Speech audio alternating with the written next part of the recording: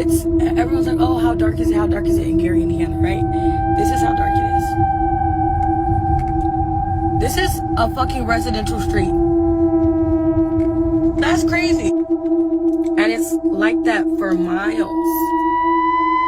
It's like that in every fucking direction.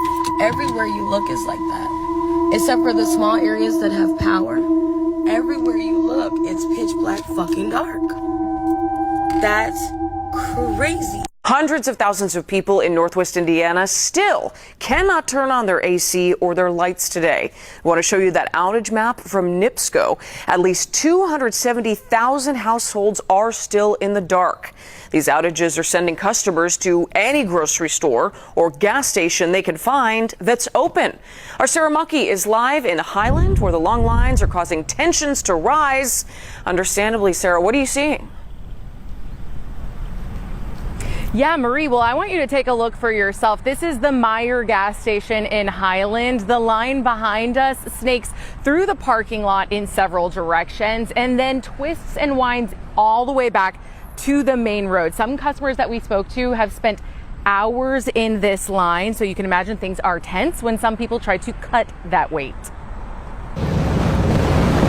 Today we heard that this was open, and this is like the only thing open. These Munster residents drove 10 minutes, but waited 2 hours to buy gas for their home generator. A wait that some say is not worth it. It's not worth sitting in line for 4 hours and then having pedestrians yell and scream in your face over getting some gas. It's not that big of a deal. The line's so long that tempers accelerated quickly. Some drivers getting out of their cars to confront people they suspected of cutting in line. Others laying on the horn. These long lines playing out at other locations with gas, like this station in Maryville, where drivers could watch as power crews hit the road from the nearby NIPSCO headquarters. We prepare for these storms, and we were prepared to respond to this storm. That includes staffing. NIPSCO staff tell us this is the biggest storm damage in company history. At their peak, 300,000 customers were without power. That is more than 60% of the people they serve. Now they've called in crews, though there is no timeline yet on when everyone's power will be back on. We also have resources on hand. 1,200 contractors from various states across the country have arrived to help restore Northwest Indiana. So the customers that we spoke to in this line said that they are not worried about the gas station running out of gas. They have seen refill trucks come through here, but at the same time, they have also seen some drivers stranded when their cars didn't make it all the way to the gas pump. From Highland, Sarah Mucky, CBS News, Chicago. Yeah, pulling up there, running on fumes, I'm sure. Sarah, thank you. I have to say something, because what's happening right now in Northwest Indiana is so diabolical. Northwest Indiana has been without power for 7 days. If you don't know how Northwest Indiana works, they only have one power company. It's called NIPSCO. NIPSCO moves however the fuck NIPSCO wants to move. There are 3 cities that are in Northwest Indiana that are predominantly black and Latino, and the way that they are doing this, people, is it's so wrong. They put up this list and timeline of when they're going to have power restored for all of these white cities. But there's no Hammond, there's no East Chicago, there's no Gary, Indiana, which is predominantly a black city. Now, all of these neighborhoods have been without power for 7 days. I'm from this area, and they are being robbed. There are people that are trying to break into other people's house to steal their generators. They don't have any food. They don't have any AC. And right now, across this country, we are facing a heat dome. There are elderly black Americans who are struggling. And the rich white cities, yeah, they're all coming together and helping each other out, but they're leaving Gary, Hammond, and East Chicago to fend for themselves. And it's fucking wrong. Especially because these are the communities that voted against the Republicans in that state, who are leaving them high and dry. And that's probably why they're not getting any help. My name's Aja, and I'm in a blackout, one of the worst ever for Indiana, and we're going on about a motherfucking week. So come get ready with me as I go in my house, load my fucking pew-pew, because people are robbing people for generators, and put new batteries in my flashlight as we navigate the fucking apocalypse. This is my dog Carter, by the way. As you can see, little and not able to bite a fucking thing. All right, for starters, we got the Walmart special. I went and bought 3 lanterns that all take batteries, and they come with batteries, so I don't have to buy any more, but I do have extra because I don't trust myself with candles, and it is pitch black dark. How dark, one might ask? Well, let me show you. This is how dark it is, and I'm in my car. Notable haul number 2. I have a battery set that I've already opened because I'm terrified to go in my house. But unfortunately, this is what we have to do because I no longer can afford to keep staying in hotels. And I also have no signal, so that's great. Now, before I go outside of my car to make sure my fucking doors are locked, because again, people are breaking into cars, houses, and stealing whatever they can get their fucking hands on, I'm going to make sure I have batteries in my flashlight. Now, one thing that I want to make abundantly clear... Yeah, I need to hurry up. One thing I want to make abundantly clear is the longer you stay your monkey ass in the car, the more chance you have of somebody running up and pistol whipping you. So you gotta hurry the fuck up. Oh my god, I didn't put the batteries in, right? We've got action. So my next step is going to be grab everything I can, get in the fucking house, and then get the batteries in my lantern using, why is this flashing? Using just this and my little one here, and then I'm gonna call y'all back. Shalom. I would like to give all honor, glory, and praises to YAHAWAH, BAHASHAM, YAHAWASHI, BAHASHAM, QADASH. I would like to give double honors to the apostles and the elders of Great Millstone. Salutations to all you sister Akim, pushing this word across the 4 corners of the world. And as you just saw from these previous series of videos, based in Northwest Indiana, they're dealing with a massive power outage following several rounds of destructive, severe storms this past week, like strong winds, including gusts near 99 miles per hour, which knocked down trees, utility poles, and power lines across the different communities within Northwest Indiana. And NIPSCO, which is Indiana's largest natural gas and electrical company, they recently stated how these catastrophic storms produced the largest outage event in NIPSCO's history, with more than 300,000 customers affected at different points. And it's going on like day 6 or day 7, or certain people within those areas do not have any electricity. And that vibration is provoking a demand for food, gas, people breaking into homes and stealing generators, breaking into cars, just committing all types of crimes. And Gerald Salente, who is a notable economist or financial market watcher, and he stated within the times to come, you're going to see crime levels in America that are going to rival that of a third world country. And according to Jeremiah, the 49th chapter, America, or Babylon the Great, according to the Holy Bible, is that wealthy nation that dwelleth without care. They see these dire straits happening within these so-called third world countries, like on TV or social media, that these same drastic measures can come to the front doorsteps of you powerful Americans. And just from a global perspective, it's all types of chaos, such as earthquakes all within diverse places, and everything that we are witnessing right now within these end times, all measure with the signs of our times, which is YAHAWAH BAHASHAM, YAHAWASHI, visiting the world which they made. And that takes me to Isaiah 13, verse 11. And I, referring to YAHAWAH BAHASHAM, YAHAWASHI, will punish the world for their evil, and the wicked for their iniquity, and I will cause the arrogancy of the proud to cease, and will lay low the haughtiness of the terrible. And pursuant to 2nd Ezra, the 8th chapter and the 50th verse, it goes into about many great miseries shall be done to them in the latter time that dwell in the world. And why? Because they have walked in great pride, where these mere mortals who are considered as earth and ashes, and where their prideful attitude is they put themselves above the Most High. So again, and I will punish the world for their evil and the wicked for their iniquity, and I will cause the arrogancy of the proud to cease, and will lay low the haughtiness of the terrible.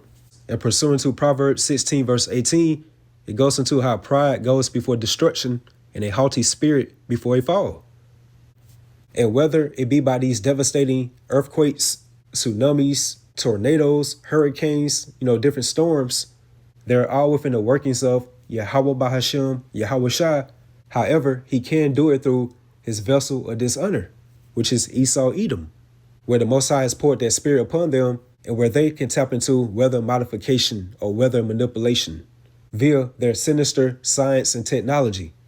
Because back within 2024, Klaus Schwab, who is the founder of the World Economic Forum, which is the WEF, he did mention how they will unleash an era of shock events that will catalyze the transition to their globalist-led NWO. And the so-called powers that be have been hinting about what? Widespread power outages.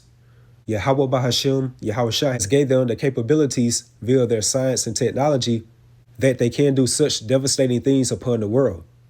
And that takes me to the book of Psalm 83, verse 15. So persecute them without tempest. When you persecute someone, that means that you are harassing, oppressing, like punishing them with violent disturbances. Hence these catastrophic weird weather patterns. And the Most High Yahawah is overwhelming the spiritual Egypt, referring to America, with these series of catastrophic events as he did aforetime, back in ancient Egypt. And let's get right quick. 2nd Ezra 15 verse 1. Behold, speak thou in the ears of my people, which is referring to you biblical Israelites, who are you so-called Negroes, Latinos, Hispanics, and Native Americans, the words of prophecy. And prophecy means to say something beforehand. And more so by having that spiritual gift of prophecy, therefore, that means that you have that true testimony of YAHAWASHI, which I will put in thy mouth, saith the Lord, YAHAWAH BAHASHAM, YAHAWASHI, and cause them to be written in paper, referring to the Holy Bible, and as it stated within Ezekiel, the 2nd chapter, within that roll of a book that was written within and without, which again is referring to the Holy Bible, and what was written within, lamentation, mourning, and woe, which aligns up with the signs of thy times of how YAHAWAH BAHASHAM, YAHAWASHI are bringing forth these series of catastrophic judgments upon the world. Verse 3, fear not the imaginations against thee, let not the incredulity of them trouble thee.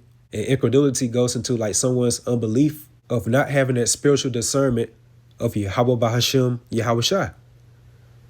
And the consequences of not having that spiritual discernment of YAHAWAH BAHASHAM, YAHAWASHI, for all the unfaithful should die in their unfaithfulness.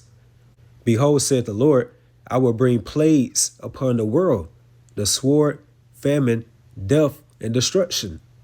And the word plague goes into a widespread affliction, calamity, distress that can be seen as divine retribution, like these apocalyptic judgments by YAHAWAH BAHASHAM, YAHAWASHI. And again, he's working through his vessel of dishonor or that rod of his anger, referring to Esau, Edom. And let's jump down to verse 11. But I will bring them with a mighty hand and a stretched out arm, which is referring to YAHAWASHI and the heavenly hosts, aka the angels, ushering in the gift of salvation unto the elect of the nation of Israel. And here's the point. And smite Egypt with plagues as before, and will destroy all the land thereof. And this aligns up with the 10 plagues of Egypt when you read the book of Exodus. And one of those widespread afflictions, calamities, or distresses that the Heavenly Father Yahawah brought upon ancient Egypt was darkness. Like it was a thick darkness that covered Egypt for like 3 days, stopping their daily activity. And the reason why, the Egyptian Pharaoh at the time frame, he repeatedly refused Moses and Aaron's demand to free the enslaved Israelites. And as you heard that Eve at the beginning of this video stated, like within Northwest Indiana, like the so-called black and brown communities out there within Northwest Indiana are being abandoned by the government, like no electricity, while they have been restoring power unto the so-called white communities. And when she stated that, that made me think about within the spirit, Jeremiah 50 and 33, how the children of Israel and the children of Judah were oppressed together, which is referring to the northern kingdom and the southern kingdom, all being oppressed or harassed or being constantly agitated by the man of sin, which is Esau, Edom, who can be likened unto the modern day Pharaoh. But it goes on to say, all that took them captives held them fast and refused to let them go. So with that being said, Esau, Edom is within that same vibrational spirit as the ancient Pharaoh. So again, back in 2nd Ezra, the 15th chapter and 11th verse, but I will bring them with a mighty hand and a stretched out arm, And when you read Isaiah, the 40th chapter and the 10th verse, it goes into how the Lord Yahawah will come with a strong hand and how his arm should rule for him, which is referring to his right-hand man or his only begotten son, YAHAWASHI. And YAHAWASHI is going to be waxed strong with the thousands of heaven. Hence, the heavenly hosts are the angels coming to bring forth judgment and salvation at the same time. And smite Egypt with plagues as before, and will destroy all the land thereof. So therefore, the things that was written aforetime was written for our learning. Like that which was then is now. So that pretty much concludes the lesson through the Spirit. Just going into how Gary, Indiana saw significant flooding and structural damage, in which the residents there are reporting collapsed roads, damaged utility poles, trees being uprooted out their foundations, and washed out infrastructures. And from the different scenes of Northwest Indiana, it has a leave the world behind type of vibe to it. And again, these are the apocalyptic judgments Yahawah BAHASHAM, Yahawashi is bringing upon the world, which they created, via his vessel of dishonor or wrath, which again is the tabernacle of Esau Edom, who are intentionally implementing these order out of chaotic events all upon the global stage. So with that, hopefully you all edified, you all stay strong, keep pushing forward. Shalom.